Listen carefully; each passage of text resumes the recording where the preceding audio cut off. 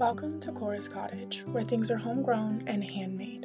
I started my journey in town on a small city lot where I grew a garden and preserved most of what I grew. While I was in town, I continued to learn kitchen and other homemaking skills. However, recently, my husband and I have had the opportunity to move out into the country. This means we have more space, and I will be expanding my garden and preservation skills this summer. I want to continue to expand my homesteading and homemaking skills as well. Follow along with me on this journey as I share what I learn. Good morning. So today we're going to try something a little bit different. I'm out in the garden with my tea, and I'm going to give you a little bit of a garden tour. The garden is starting to look pretty good this year. I do have a few things that are really struggling, but I'm going to go through the garden and show you what I have planted this year. Okay, so first up I have my green beans, which this is my second time planting these.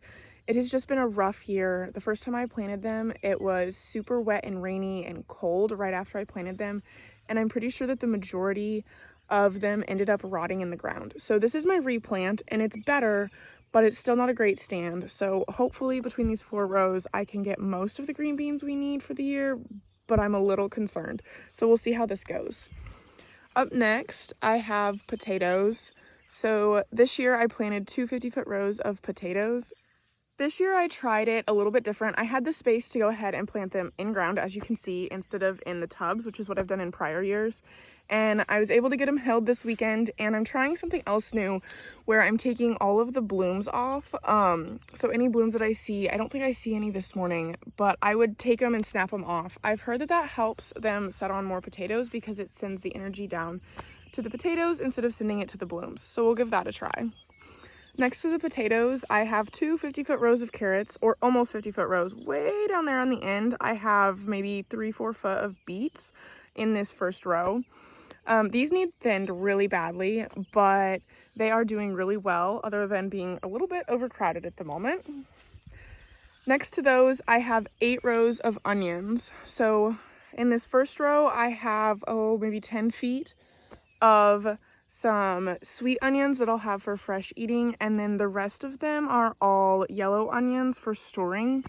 We go through a ton of onions in a year, and my goal is to not have to buy a single onion this year. We'll see if I can make it through the year without having to buy an onion. Next to the onions are the tomatoes and the peppers. So tomatoes this year, I have over 50 tomato plants, hoping to be able to can all of my own pasta sauce, enchilada sauce, salsa, ketchup, barbecue sauce, all of it. My goal is to not buy any tomato products this year. We'll see if I can do it. I'm hoping I can because I still have quite a bit of pasta sauce in the freezer. I have several different varieties. I have quite a few Ramas since I'm planning to can a lot. And then I do have a few different slicer varieties, trying to figure out what works best in our new growing area. We aren't far from where we were last year, but I am growing most of my garden in ground, and the soil is different here than it was in town. Okay, over to the peppers. This year I only planted bell peppers and jalapeno peppers, and they are in need of being weeded. You can see up here, but they're doing decent this year. I am a little concerned. I've always struggled to grow, especially bell peppers. For some reason, I just can't seem to get them to grow well. So hopefully this year I can actually have some bell peppers, enough that I can use my own bell peppers in my canning. To finish out my row of peppers that wasn't complete, I planted, probably 10-15 feet of okra. These are doing phenomenal. I actually had to go in and thin them out, and I probably need to again because those are a little close. But they are doing really well. I think I'm going to have plenty of those. And then down here I have some summer squash and some zucchini, just 1 plant of each, and that will be more than enough. I still have some zucchini in the freezer from last year, and I'm hopeful that this will be enough for some fresh eating, for putting a little bit more in the freezer, and for doing some eggplant parmesan. I like to swap out and use zucchini. Eggplant doesn't grow super well, but zucchini just absolutely takes off. Okay, next to those, I went over about 6 feet, and I'm trying sweet potatoes. I have no idea what I'm doing with sweet potatoes, but I saw some this year, and there's something that were on my list to grow eventually, and I kind of impulse purchased these sweet potatoes. So we'll see how they do this year. I've only done minimal research on how to grow them best, so I'm hoping they do okay. Down at the other end, I have some cucumbers. I have just 5 foot of slicing cucumbers, and then I have about 15 feet of pickling cucumbers. And then when those get a little bit bigger, in the last 10 feet there, I will plant some dill to make my dill pickles. Over here, this row is all winter squash. I use winter squash in place of pumpkin in things like pumpkin muffins, pumpkin pie, anything like that. And so I planted 50 foot so that I can go ahead and blend it and freeze it and use it all winter long in things like pumpkin pie and muffins and anything that calls for pumpkin. Okay, jump over another 6 feet, and please don't mind that I need to weed. That is today's goal, is to get out here and weed all of these nice long rows, and hopefully get all of my weeding under control. Next to those, though, I have cantaloupe, or the first 50 foot on this end, and then down there on that end is 50 foot of watermelon. Hoping to have plenty of these to just give away to people in the community, as I don't think we'll need them all, but I didn't want to just plant a few feet and have an empty row. So I went ahead and planted 50 foot of each, and hopefully we'll have plenty to give away to friends and family.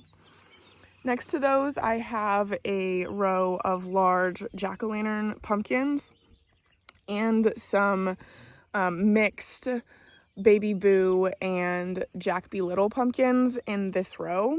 And then over here, I have a mixed gourd variety pack along this fence. I do need to work on some edge control along this fence. I didn't rototill out beyond the fence, and I'm wishing I would have now. As you can see, my grass is starting to just grow in there on me. So then in my tubs, these are really struggling this year. So this one is spinach. It's kind of sad, but about ready to be harvested. I'll probably come out here later today and harvest some of that. These were supposed to be chamomile, but I'm not sure if that's what's growing in these tubs or not. So we're just gonna wait a little bit and see what happens. Then here I have some mint growing, and it's doing okay, but not the best.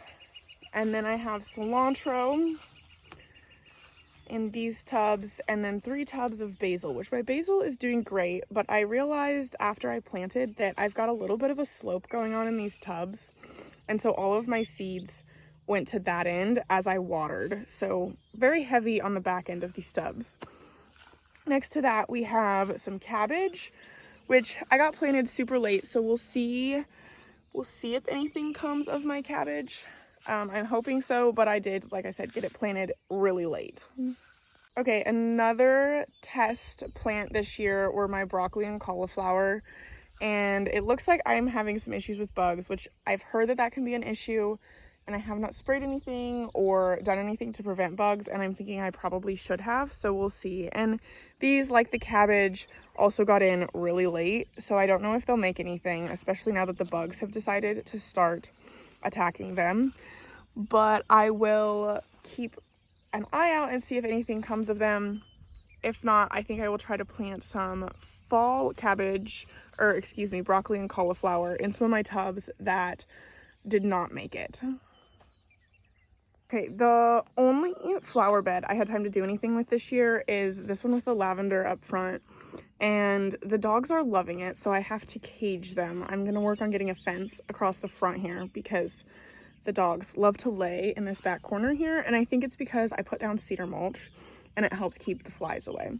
So I just planted these 3 lavender plants, and they are doing really well for just being planted this spring. But I'm gonna let them get established in here, and that'll be really beautiful off of our front porch.